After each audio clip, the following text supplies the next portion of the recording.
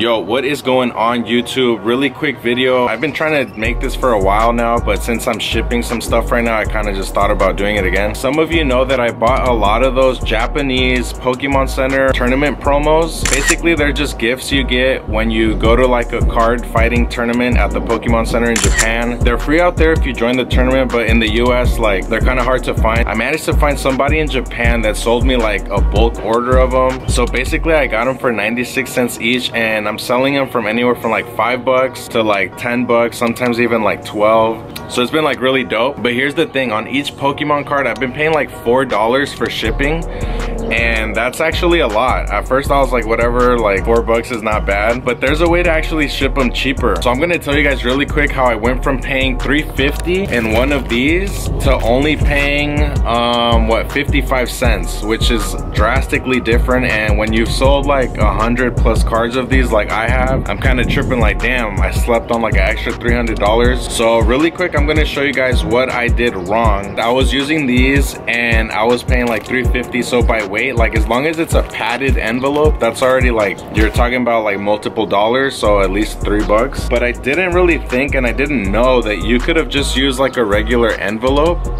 Since the cards are so small and people ship like gift cards or whatever in these type of envelopes, I didn't really think about shipping a Pokemon card. The only negative is that you're not gonna get tracking with the order. So if your customer is like really picky about that, which honestly I haven't dealt with that yet, as long as it gets shipped, they're okay with it. But just really quick, I want to show you in the top corner, you're just gonna write from where it is, so your address, and really big in the center, you just want to write where you're shipping it to. I know this is basic like mail stuff, but if you haven't shipped an envelope before, you're gonna put on this other corner up here, you're gonna have to put a stamp. So I'm gonna show you how I package my cards really quick, just to make sure they get there safe. So really quick guys, I just want to flex my Travis Scott McDonald's shirt.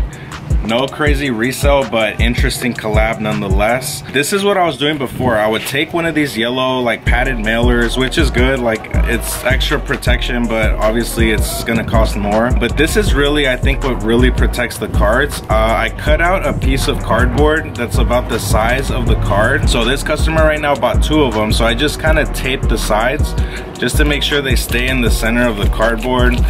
So if you kind of like, I don't know, if anything touches it, like it's touching the cardboard mainly. So far I haven't had any issues with that. This is what I used to do. I used to do that, and then I'll put it in here and then whatever, call it a day. So I'm gonna show you guys what I do now. But what I do now, I wrap it in a piece of paper. Like, you probably don't even have to do this, but I just kind of wrap it so that the envelope is kind of uniform in like thickness. So I kind of do that, and then again, it fits in the envelope because it's like a small Pokemon card. And there you go, right? So that's it. So to ship this, it's only 55 cents. And I think, I don't know if it's 55 cents because I bought like a sheet of stamps that it came out like cheaper. I don't know how much it is if it's just one stamp. If you're shipping multiple cards, buy the sheet in case buying one costs more. I don't know, I just bought the sheet straight up. But that's about it. I'm gonna write my address here. I'm gonna write to who it's going to, their name and their address, like really big in the center. And then I'm gonna add 1 stamp. So that is how I took my shipping from $3.50 to 55 cents, and so far no complaints from customers. I was like, maybe it's gonna get damaged, but I tested it out. So far no complaints, and I got a good feedback on that sale. So I was like, okay, I guess everything got there safely, and no one kind of complained. This is what I mean. I bought a sheet of stamps. This was $11 I think, which comes out to 55 cents each. Quick shout out August Wilson. These are like the sickest stamps I've ever seen.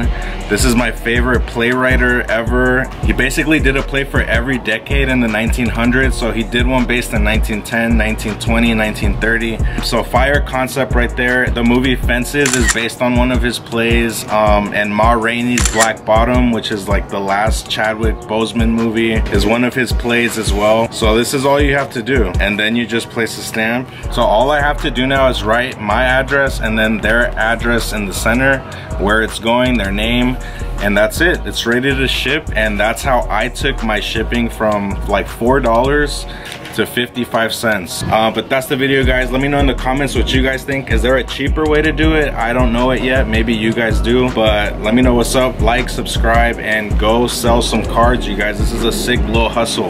Peace out.